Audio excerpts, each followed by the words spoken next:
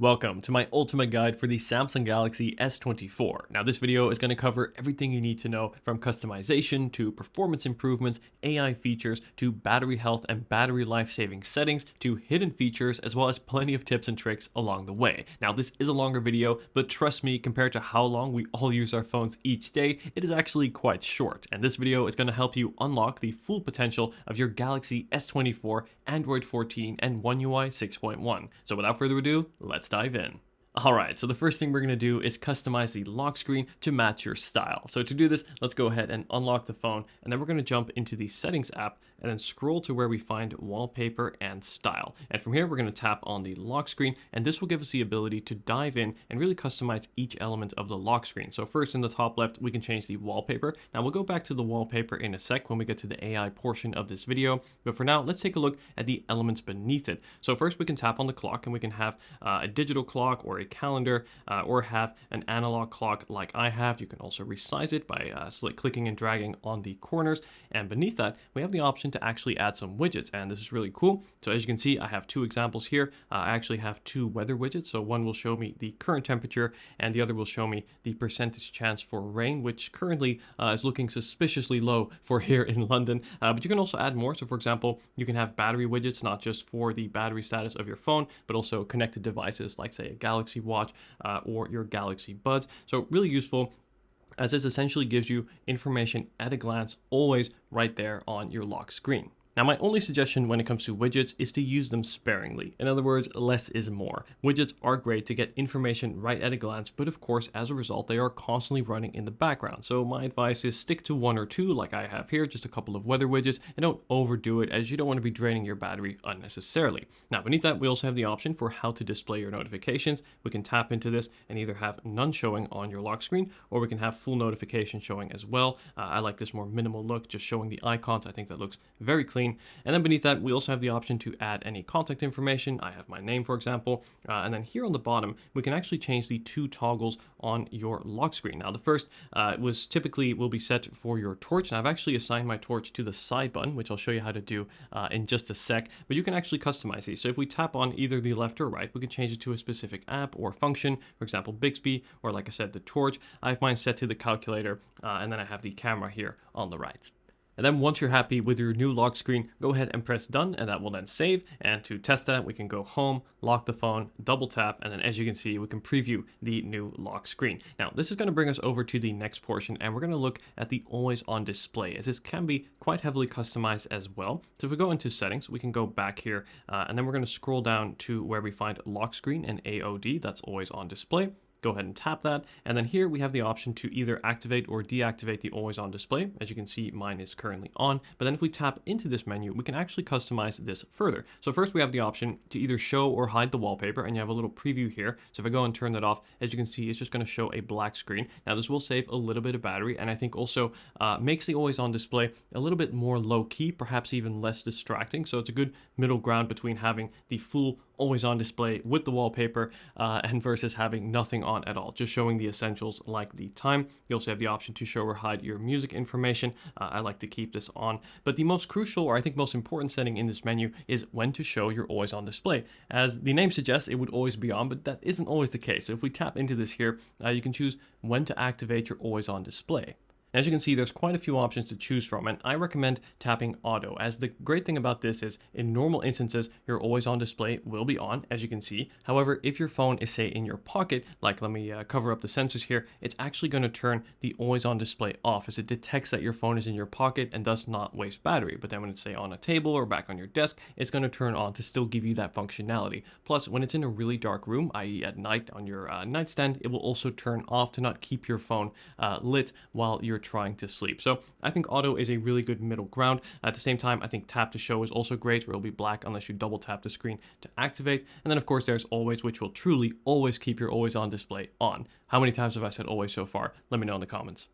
Okay, so now that we've customized the lock screen as well as the always on display, let's take a look at the home screen. First, to customize the number of pages that you have, you can press and hold anywhere on your home screen, and this will give you a preview of all of your pages. And then here on the right, we can press the plus sign to add a new page. One other thing I want to mention here is this little house icon that you see at the top here, and this will allow you to assign whatever your home page to be. So for example, here, I've now set my secondary page as actually my main page. However, I prefer to have this on the first. So whichever page has this little icon illuminated will be your home screen, or really your first main screen when you unlock your phone. Now let's go ahead and tap in. Of course, to arrange an app, you can simply press and hold and then move it anywhere across the display. Also drag it to the right to move it to the next page, or drag it again to the right to create a new page. That is relatively simple. Go ahead and bring this back here. And then to remove an application, press and hold, and this will then give you the option to remove. Now this won't delete the application, this will just remove it from the home screen. So to give you an example here, let's remove voice recording,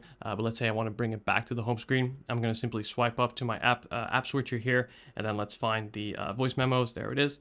Press and hold onto that, and then select add to home screen, and as you can see, that will now be added. And go ahead and drag that back, and there we go. Now, let me show you how to add widgets, as widgets are also, like on the lock screen, on the home screen, a really great way to get information at a glance. So here I have a nice handy overview of my calendar, so I can see the date for an upcoming day of the week without having to go into my calendar, as well as upcoming events. So to add a new widget, we can simply pinch outwards to then bring up that same menu, or press and hold anywhere on the home screen, and then we can tap on widgets, and this will give us a broad range of widgets to choose from. So you can see I have all kinds of different apps. For example, I like reminders. Let me scroll down here and find that. I think that's a really useful way to track my tasks throughout the day. And to add a new widget, simply tap on it, tap add, and that will then add it right to the home screen. And of course, as before, we can also rearrange this, which is great, and then click and drag it, or rather tap and drag it to move it across a page or to a new page. Now, I also want to show you stacks, as this is a really convenient way to combine multiple widgets into one. So here I have a calendar widget and then also my reminders widget. But let's say I want to put them on one page and in one slot. What I can do is take this reminders widget, drag it over to the right, place it on top of the calendar widget, and as you can see, it's just created a stack. And this will allow me to swipe to the right or left to cycle between them. I can then also press and hold and tap edit stack, and this will allow me to add more widgets. I can have, I believe, up to 5, and also turn on or off auto rotate. Now this is going to switch and cycle between which widget it shows first, depending on your usage habits and the time of day. Moving swiftly along, I want to show you a really neat way to preview app notifications right within the home screen. Now first, to activate this feature, we're going to jump into the settings menu and then scroll to where we find home screen. And then in here, you're going to want to make sure that app icon badges is activated. Now, what this is going to allow you to do is press and hold on any app within your home screen, let's say Instagram. And not only is it going to show you those extra features for shortcuts, it's also going to show you any notifications you may have within an app. And they'll be previewed here right along this list. And this is a very useful way to see app-specific notifications. And you can tap onto a notification to then quickly jump into it. So really great way to manage your notifications right on the home screen.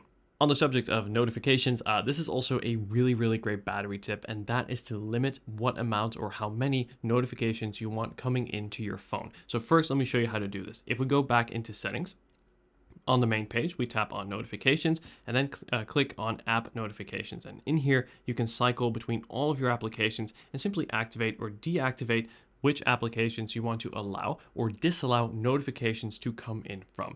Now, this is good not only for your battery, but also good for your mental health, as if your phone is going off all day, it means you're going to be disrupted throughout the day. And me personally, I only want my phone to go off if it is something important, not some game that is giving me some reminder or say a shopping app. No, I want it just to be a message or a notification from a finance app or specific messaging app, social media, but other notifications, I don't need them to be disturbing me throughout the day. So this also means that your phone is going to go off less, your speaker, your vibration motor, your display are all going to activate less, and over time, this really adds up to saving a substantial amount of battery. If you can get your daily notifications down from say 100 to 50 or from 60 to 30, trust me, this really adds up and makes a big difference in your battery life. And like I said, there are mental health gains here too. So my advice is to scroll through your list of all your applications and turn off which apps you don't want to be bothering you throughout the day. So notifications is a great way to save battery life, but now let's take a look at battery health, as of course the better your battery health, the better your battery life. Now, no matter how you use your phone, your battery health will degrade over time, but what we can do is implement various features and charging habits to make sure your battery health degrades as slowly as possible, in other words, to last as long as possible. So first, let's take a look at battery protection, and to do this, we're going to jump into the settings app, scroll all the way down to where we find device care, tap on that, and then we're going to tap on the battery. And in here, we have an option called battery protection, and you're going to want to make sure that this is turned on. Now, if we tap in the tap on the menu, we do have the option to choose a few different levels of battery protection. And I'm just going to briefly explain these bottom two here. First, we have maximum. Now, maximum is going to actually limit how much your battery can charge. It's going to limit at up to 80%. Now, this, as a result, will decrease wear on your battery over time, which is good for your battery health in the long run. However, for me personally, sacrificing that top 20% of my battery life just isn't worth it. So I only recommend this if you're a true diehard when it comes to battery health saving. I suggest instead to use the adaptive feature, and this kind of gives you the best of both, not affecting the usability, so it will still give you 100% of your battery capacity. However, what it does is it sort of tracks your charging habits and will charge your battery at a slower pace. First charging to 80% and then waiting with the remaining 20% to when you typically unplug your phone. Let's say you plug it in late at night and then unplug it early in the morning when you wake up. This is, of course, many hours, and this will give your phone a chance to more gradually charge, thus produce less heat, and thus limit the wear on the battery, extending or rather preserving its battery health. I want to briefly talk about charging, as charging also has a significant impact in how long or not long your battery health lasts. So the best way to preserve your battery health when it comes to charging is to use two things. First is a lower watt or slower charger, and the second is to use a wire charger as opposed to using wireless charging. Now, here's why. First of all, wireless charging produces significantly more heat than a wired connection, and a higher watt charger, while it will charge your phone more quickly, also produces more heat. And heat is one of the worst things for batteries and is something that is difficult to control, but when it comes to charging, you actually can have quite a lot of impact on this, again, by using a wire charging as opposed to wireless, and by using a lower watt or slower charger, as these produce way less heat and thus will limit the wear on your battery over time, preserving battery health, ultimately meaning your phone will last longer. Now, this is not to say that you should never fast charge or that you should never use wireless charging. After all, these are great features on the S24. However, my suggestion is when you charge your phone overnight, for example, when you're not in a rush, use a wired connection and a slower charger, as you don't need that fast charging ability, and this will limit the wear on your battery. Of course, during the day, or say you're traveling and you need a quick top up, don't hesitate about quickly fast charging or using a wireless charger every once in a while. This is more about the majority of the time. I recommend using that wired connection and a lower watt charger to preserve your battery health. Have you ever tried to connect your phone to a Bluetooth device or send something between phones and had difficulty finding which device is even your phone? Well, an easy way to fix that is to set a name, or rather change the name of your phone. So let's go ahead and do this. If we go into the settings app here, we're going to scroll all the way down to where we find about this phone, and then we can actually tap edit, and this will allow us to change the name of our phone, making it much more easy to identify in a long list of phones. Just name it, for example here, Dion's S24. I'll immediately know which phone is mine. Not only great for security, safety, or data protection, but also just handy and saves you time. I've been testing the S24 alongside the S24 Ultra, and one of my favorite features on the S24 Ultra is the one-handed mode. However, this year, this was also brought to the S24, and this is a super useful feature. This phone may be a little bit smaller, and it definitely is, but still, there are moments where you're holding it in one hand. It's just a little bit hard to reach that top right or top left corner, and one-handed mode here makes that a lot more convenient. So let me show you how to activate this. We're going to jump into settings and then scroll to where we find advanced settings right there with that yellow icon. And then here, if we scroll down, we have the option for one-handed mode. We're going to make sure that that is activated. Now, let me show you how to trigger this function. What you're going to do is take your finger and swipe down from the bottom of the display. And as you can see, your whole display kind of shrinks down, I would say by around 40% or so, maybe even a little bit more. And this makes it much more manageable to reach those far corners. If, say, you're walking down a busy road, you got your phone in one hand, a cup of hot coffee in another, and you're trying to respond to that message message, makes it much easier to do with one hand with one-handed mode. Now, you can also choose whether you want the screen to be on the left or right side by simply tapping this little arrow here. I'm left-handed, so I have it on the right. And you can also drag it up here with this bar. Not sure why you would do that. I think it makes more sense to have it in the bottom corner. But again, this makes it much easier to reach the top corners or those upper edges of the display. And then to exit the one-handed mode, simply repeat the same gesture, a small swipe down here along the bottom. Let's try that again. One more time. Third time's the charm. There we go. One of the things one-handed mode is great for is to access those top corners of the display, namely the system toggles menu. This is a super useful way to access a lot of your system functions and change settings right on the fly. However, this can be customized quite far, and I highly recommend you do so, as there's a lot of functionality here, but you want to make sure you're getting the most out of it, and importantly, the features that you actually want. So to edit this, we're going to swipe down from the top right, and then swipe down once again to reveal this menu, which will give us this little pencil here. Tap into that, and this will then enable us the ability to set and adjust the system toggle. So there's two sections. We can either do just the top row or the full menu. Let's start off with the full menu. Go ahead and tap on edit, and this is going to be divided into two sections. So up here are the buttons, or the actions rather, that you currently have set, and then here beneath that are all the buttons that you can choose from. Now, I think there's many here that are really, really great. I think one of the ones that I definitely recommend adding if you don't already have it is wireless power share. This will allow you to wirelessly charge another phone or your Galaxy Buds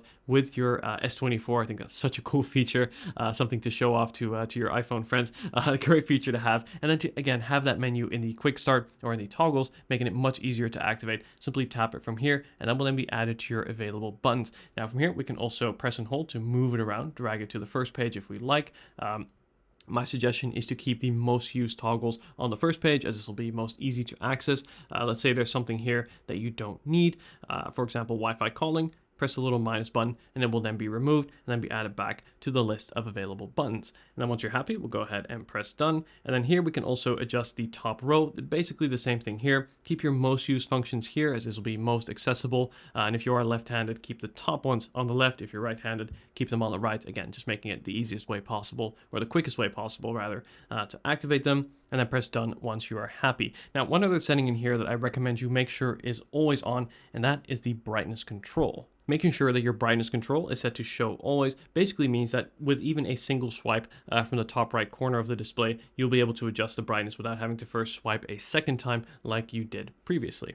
Alright, so you might remember at the start of the video when we talked about customizing the lock screen, I said that I used the side button to actually activate the torch. Let me go ahead and show you how this is done and how this can be customized. So to do this, we're going to jump back into settings and then scroll down to where we find advanced features. And in here, we can tap on side button. And in here, we can go ahead and also activate or deactivate a double press. I recommend you do this, as this adds another layer of customization to this button. And then we can choose which action we want to assign to a double press. So I believe the standard feature is to open the camera app. However, you can also customize this further by tapping the little settings icon, and here you can have it launch an app. So this can be any app, but also some system functions, like for example, the torch, which I think is the most useful use for this side button. I love using the torch if I'm looking in my bag for my keys, or I'm just rushed home and I need to find something, a cable or something. Having the torch on hand with a physical switch is just so nice to have. So I definitely recommend setting this to the torch. And then secondly, we can also assign a press and hold. Now, as standard, this will be used for Bixby. I prefer to use Google Assistant. I think it's a lot smarter than Bixby. I think most would agree. And then instead, I use a press and hold for the power off menu to quickly be able to restart, to turn off my phone, or to make an emergency call should that ever be needed. There's a lot to really love about Samsung phones, and particularly the S24. However, one of the things I like less is that so many apps have different versions of the same thing. So for example, there's 3 different browsers pre-installed, there's different maps apps, different Play stores. Sometimes it can be a little bit confusing, especially if you are someone who's coming from iPhone. There is a level of simplicity there. So what happens on most Android phones, including on the S24, you have to assign what your default apps are for specific functions. For example, your default browser, your default Maps app, and this is something I highly recommend you do to make sure you stick to what apps you personally prefer. So to do this, to change your default settings or default apps, we're going to jump into settings, and then we are going to scroll to where we find applications.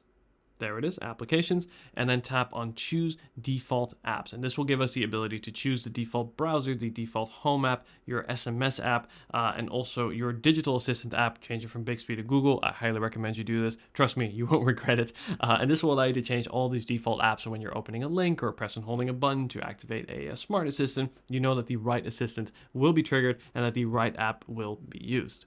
And this brings us to the AI portion of this video. Now, the S24 comes with a myriad of really awesome AI features, and in this video, I want to show you my favorites as these really help you get more out of this phone. And to start off, let's take a look at AI Wallpapers. So to quickly access this menu, we're going to pinch on the home screen here. You can also access this menu by pressing and holding on the home screen, and then we're going to tap on Wallpaper and Style. And here we can tap on Change Wallpapers, and this will of course give you a myriad of wallpapers to choose from. A lot of these standard wallpapers, which are great, don't get me wrong, but what is even cooler is if we scroll down to where we find creative, we can actually tap on generative, and this is going to allow you to create a fully custom wallpaper right from scratch. So up here, I've got a few examples of previous wallpapers that I made, and let's go ahead and make a new one together. So let's say imaginary, and then we can change the keywords to prompt this AI to create that specific wallpaper. So let's say a surreal, let's go with boat, and instead of flowers, why don't we do,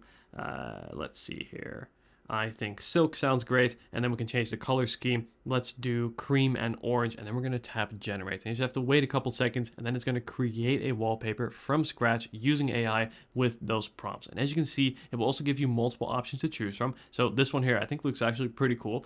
If you like it, go ahead and press set, and that will allow you to then change your wallpaper. I think this is a great way to add a unique look to your phone. Again, no one's going to have this same wallpaper, and I kind of find it fun to just explore in this setting and see what it comes up with. Some of them are really great, some of them less so, but I think sometimes you get something really creative. I think that's awesome about this feature. So this is how you generate AI wallpapers right on your S24. Another area where AI has been integrated in the S24 is in Notes. And in Notes, I find it to be super useful. So here I've got a segment from a recent video of mine in which I review the 15-inch MacBook Air. As you can see, this is just a plain block of text, but we can make AI, or use AI rather, to make this a much more visually pleasing and more digestible experience. So what you can do is we can go ahead and tap on the text here, and then tap this little 3-star menu. Now this is Samsung's AI button, or their intelligence button. Go ahead and tap that, and this will then give us a range of options. We'll go ahead and press OK here. It will give us the option to auto format, summarize, correct spelling, as well as translate. And I want to briefly show you the auto format and summarize functions, as these are the ones I use most. So auto format is going to not just it's going to take this plain block of text and make it more readable by adding and generating headers and bullets. So go ahead and tap that here and show you what this looks like. So give it a couple seconds, usually goes very quickly. And as you can see, it's taken that paragraph and broken it down into you get a complete title, my thoughts on the 15-inch Air. I think that's quite accurate so far. And then also subheading. So it's taken the text and interpreted what kind of subject I speak about in that paragraph. So you got the design, the portability, as well as the durability, and then the color. And it's correctly identified these and then broken it down into bullets. Now here you have the option to copy this text, or you can also replace it with your current text, or the way I prefer to do it is to add it to your existing text. Don't get me wrong, these AI features are really cool, but they aren't perfect. So I like to have the original just in case to refer back to, but then keep the AI version on the side, again, to allow you to read text more quickly. Speaking of which, an even better way to do so is to instead summarize the text. So if we go ahead and go back to the same menu, and then we're going to tap on summarize. Now it's going to take this, let's say 7 sentences, and summarize it down into just 3 bullets, again, making it much more easy and quick to read. And I think it does a reasonable job at identifying what text in this paragraph is important. For example, the numbers-based comments, as well as the conclusions that I draw, it has correctly identified and saved. So if you are reading through a longer bit of text and want to quickly summarize it, I think AI in Notes is a great way to do so.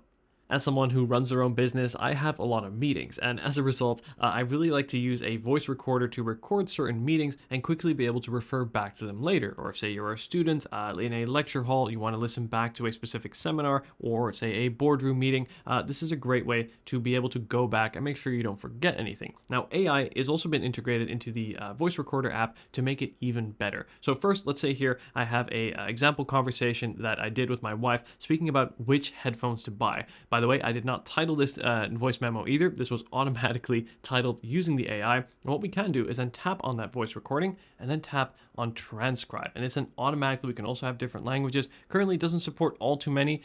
Basically just the main languages. I'll put up a list on screen of which languages are supported. More are being added. Of course, English is supported. Go ahead and tap on transcribe, and it's then going to transcribe. In other words, put the audio recording into text to make it easier to find specific words or subjects within that. And as you can see, we're just going to give this a couple seconds here to transcribe, and then we'll be right back.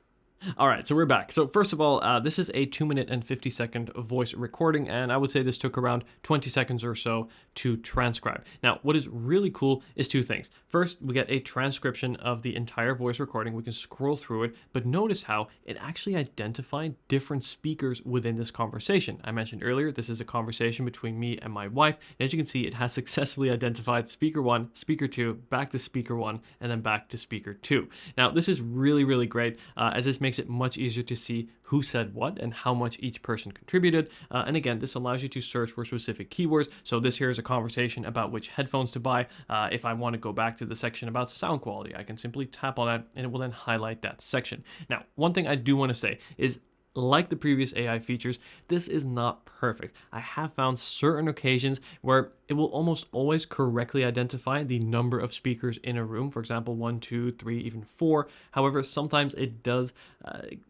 sometimes mix up speakers, where you'll have speaker 1 say something, but in reality that was said by speaker 2. So do take it with a grain of salt. Another example is names. It isn't perfect with names. Here, Diane, that is not my name. My name is Dion, and it hasn't correctly found that there. But overall, I think this goes a really long way. And I think the biggest feature here really is having the ability to transcribe. So take that recording from audio to text to then quickly look up specific portions of that as well. And also here on the right, we do also have the option to get a summary of the conversation that was had. And not only does it create a much shorter, more readable list, it again adds those bullets, it adds those headers, making it much easier to refer back to later. So again, a great example of AI integrated in the voice recorder app.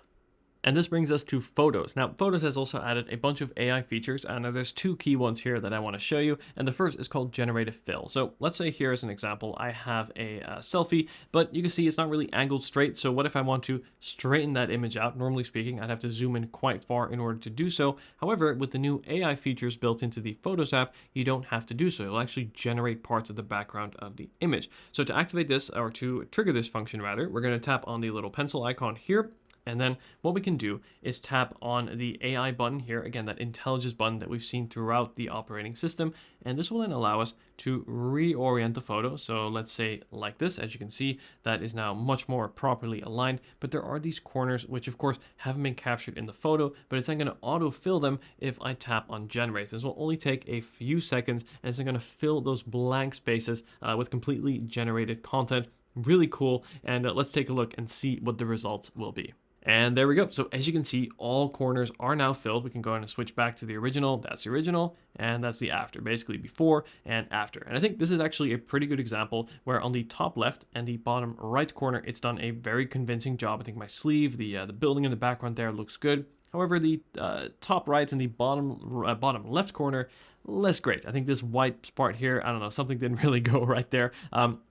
It is a hit and miss, and I think it does vary from photo to photo depending on how well it will perform. But as you can see, some areas it performs really well and others less so. But still, this is a really cool feature to see. I think nothing like this was seen before, at least not to this extent. So it's really great to see this here on the S24. And then if you're happy with that, we can go ahead and press done, and that will now be saved.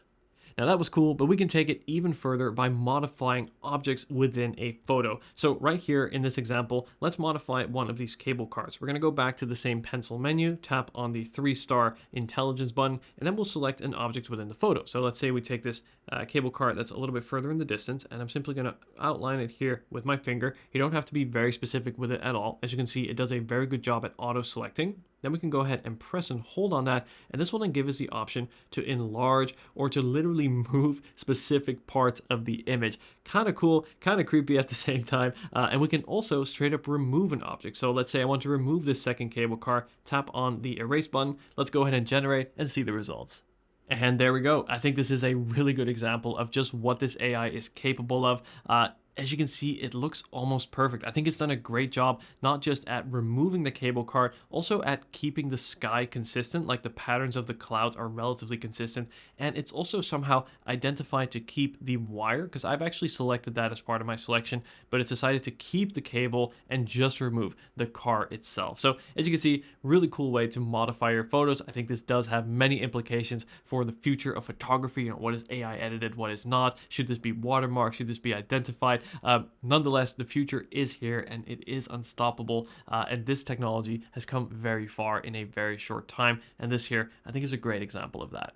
So those are some of my favorite AI features on the S24. Now there are more. In fact, I do have a full dedicated video coming up looking specifically at all the AI features of this phone, so be sure to subscribe to not miss that. But at this point, I want to take a step back and look at the display, more specifically how to optimize the display and really get the most out of it. So to do this, let's jump into the settings app here and then scroll to where we find display. And the first option we have here is to select the appearance. We can either switch between light or dark mode. Now, I think dark mode definitely has its place, particularly at night. It is also a little bit more power efficient. However, during the day, I do prefer to use light mode. So the answer here really is to use both. And you can do this by tapping on dark mode settings. And this will allow you to set a schedule for when your phone cycles between light and dark mode. For example, I like to have mine set to a specific time schedule where between 10 p.m. and 6 a.m. it will automatically be in dark mode. Let's say when I'm using my phone while I'm supposed to be sleeping. But then during the day, it will always be in light mode. And this is how I recommend you set up your phone too. Now, if we go ahead and go back, we also have here the ability to turn on or off auto brightness, as here with this adaptive brightness toggle. Now, normally speaking, I definitely suggest you turn this on. Currently, I have mine off because I'm filming and I want the brightness to be consistent. But in general, this is a great way to not only save battery, but also ensure that your display automatically gets bright enough, if say you're out in the sun, but also then nice and dim if say you are using it late in the evening. Beneath that, we also have an option called motion smoothness, and this essentially lets you adjust the refresh rate of your display. You can either have it set to adaptive, which will go between 1 Hz and 120 Hz, or standard, which is 60 Hz at a fixed refresh rate. Now, previously, there used to be an argument to be made for the standard mode, which is 60 Hz, as it is more power efficient compared to 120 Hz. However, since the 120 Hz refresh rate on the S24 is adaptive, meaning it will cycle between 1 and 120 Hz, depending on what you are doing, it is actually really power efficient. So I see no reason to switch to standard. And in most cases, in fact, I think all cases, I would suggest you keep it to adaptive, as this will give you that super smooth refresh rate when you are scrolling through your app, switching between apps or gaming. But then when you are looking at a static image of text, for example, it will lower the refresh rate to be more power efficient. So definitely make sure that this here is set to adaptive.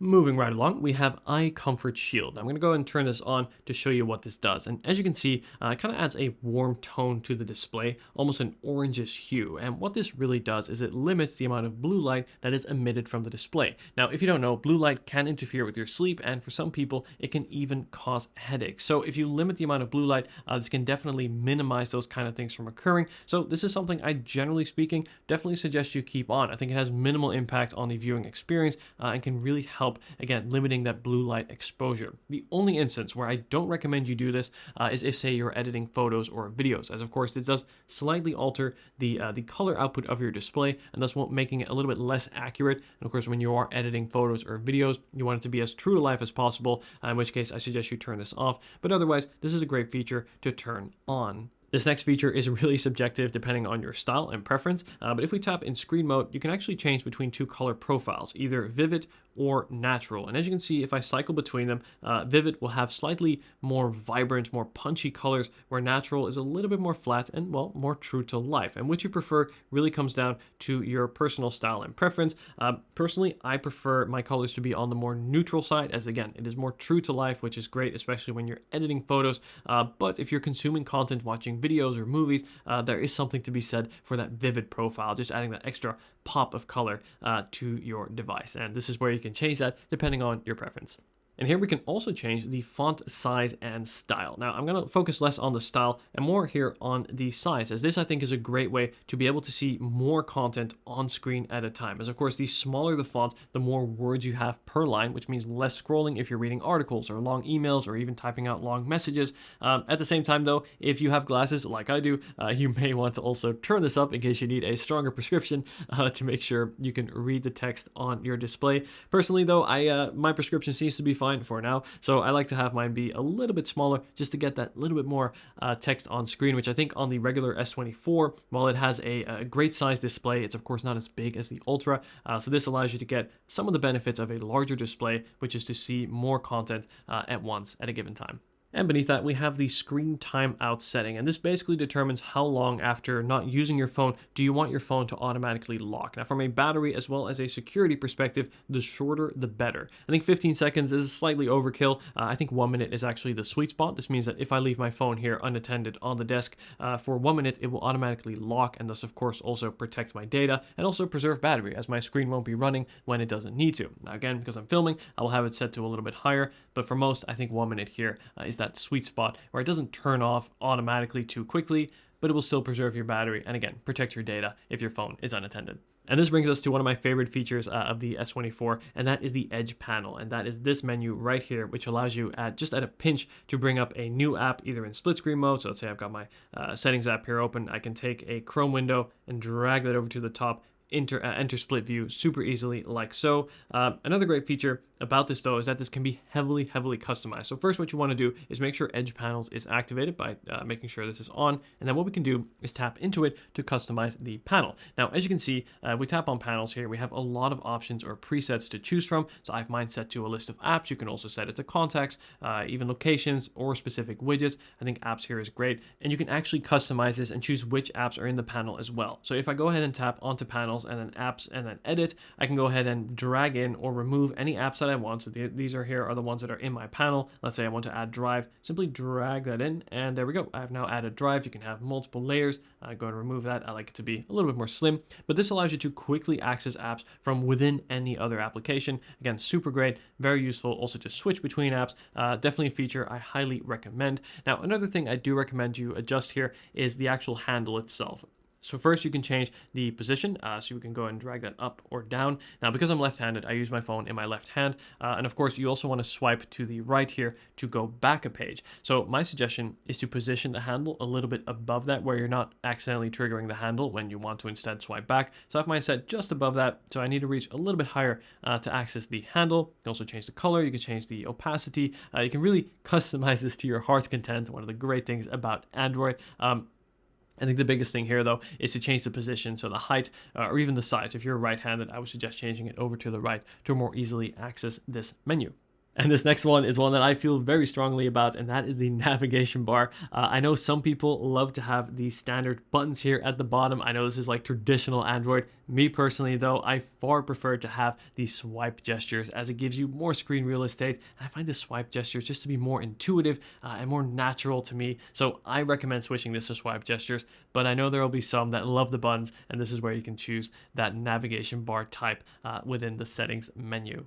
Great, so now that we've optimized the display, I want to show you a few crucial settings in the Optimize Sound and Vibration section. So if we go ahead and scroll down in settings and tap on Sounds and Vibration, we can go ahead and scroll down to where we find System Vibration, and then beneath that is Vibration Intensity. So we go and tap that. What I really like about this feature is it enables you to change the vibration intensity depending on what is coming in. So for example, if my phone goes off for something important, like a call, like a notification, I want that vibration to be more intense, making it more easy to feel, say, when my phone is in my pocket. I generally always have my phone on silence and rely on these vibrations. But then if, say, it is a system notification or perhaps media related, like a game or something, I don't want the vibration to be as prominent. This way I can distinguish between the two types of notifications depending on how the vibration is felt in my pocket. Over time, you can kind of learn to identify this. I think that's really useful. So that way, when you feel your phone going off, you will know immediately just from the vibration, whether it's a call or a notification or something important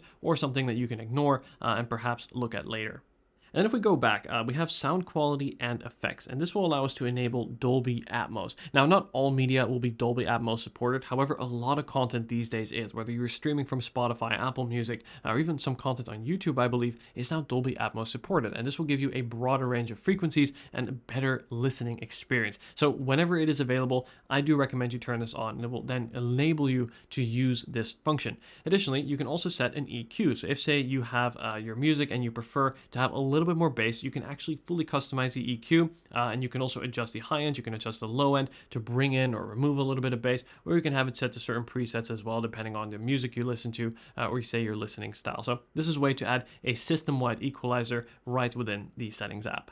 Up next, I want to show you how to run a device checkup and some really elaborate diagnostics right on your S24. This is especially great if, say, you find your phone acting a little bit strange or some features aren't working the way it should, or if you're actually buying one used, to make sure that the phone is fully functional before you exchange. Now, to do this, we're going to open up a pre-installed app called the Members app. So within the settings menu here, or within the app door, we can go ahead and search, type in Members. This will come pre-installed on your phone. Go ahead and open that app. Now, you may need to log into your Samsung account the first time you open this. Then we're going to tap on Support.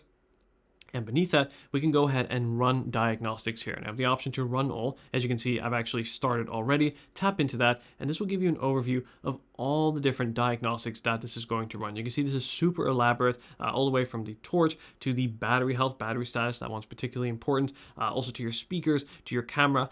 This process takes a good 5 to 10 minutes, so make sure that you really block this out in your calendar before you go ahead and do this. And it will prompt you to be involved as well. It will prompt you to, for example, listen to your earpiece speaker to make sure you actually hear it, and then confirm that by tapping it. But this will test all the main components of your phone to make sure your device is running as it should. And of course, if it is not, to then bring it in repair, or if, say, you are buying a phone, to either negotiate the price or to not buy it. And this brings me to some crucial security settings for the S24. So the first thing we're going to do is turn on app protection. Now, one of the great things about the S24 is that you can download apps from pretty much anywhere, not just the Play Store, Samsung Store, but also from anywhere online. However, because you have all that freedom, it is important to make sure that you don't download anything unintentionally that may include malware or anything that you don't want installed on your phone. So what we can go ahead and do is tap on the settings menu here, scroll down to where we find device care. And then if I go ahead and tap on app protection, we go and tap that, it will allow us to scan the phone. Now, this is a feature that by default is actually off, so I definitely recommend you turn this on, as this will periodically scan your phone, or you can do a manual scan by tapping it here to make sure you have nothing on your phone that shouldn't be there in terms of malware or even viruses, and it will then be identified, and then you can remove it from there to make sure your phone is protected. So regardless of what you do, I suggest you turn this feature on just for that extra peace of mind. Next, let's take a look at the lock screen. So there's a few really important security settings as well. So in the settings menu here, we're going to scroll down to where we find lock screen. And then here we'll tap on lock screen type. And here we'll have to type in my PIN real quick. And here we can choose what type of biometrics you want to use, either face unlock or fingerprints. Now, the ultrasonic underscreen fingerprint sensor of the S24 is very reliable, very fast, and I would say overall truly excellent. So this is how I recommend most unlock their phone. It may be interesting to also try the face unlock, but this is nothing like compared to, say, the Face ID that you'll find on the iPhone, which actually uses a 3D scan of your face. This is much more limited in its functionality and thus also its safety, as it's much easier to trick, and I find it to be not as accurate in general. So I don't recommend using face unlock on the S24, and instead stick to using the fingerprints. This is a far superior way to protect your data and also to quickly access and unlock your phone. And if we go back, we can go ahead and tap on secure lock settings, and once again type in your PIN. And here we have an interesting setting that I recommend most people turn on, but you do want to think carefully before you do so, as it is quite an important one. It does change a lot, and that is the auto factory reset. Now, what this means is if your password is incorrectly entered 20 times in a row, it is going to factory reset the phone and also lock it to make sure your data is safe. As if, say, your phone is ever lost or stolen, the first thing that person is probably going to try to do is to brute force their way into your phone by guessing your password. This means that even if your phone is lost and no longer safe, you can trust that your data will be, as in the event that your password is incorrectly entered enough times, it will factory reset and erase the data. Now, this is really great from a safety or data safety and security perspective. However, if you are someone who is prone to forgetting their PIN, or say has friends that may want to incorrectly type your password enough times, only activate this if you do have an active backup of your phone. Otherwise, I would think very carefully about activating this, but in most cases, I think here the additional security and also peace of mind that this brings if your phone is ever lost, this is definitely worth turning on. So that's where you find this setting as well, auto factory reset.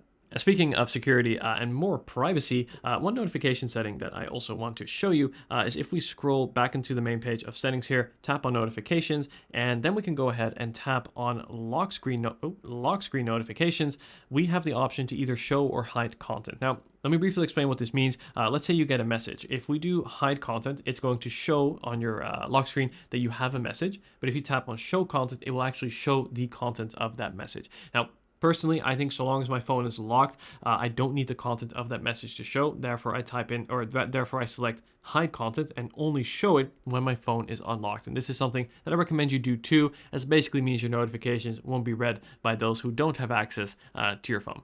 And that's it. Congratulations for making it to the end of this video. You are now officially a Samsung Galaxy S24 Pro. I hope you've learned something new from this video, and if you did, be sure to leave a like and also subscribe to my channel for more videos like this. I'm going to go ahead and grab some tea and honey. This is a very long video, but let me know if you have any questions at all, guys. Thank you so much for watching and for supporting my channel, and I'll see you in the next video. Take care.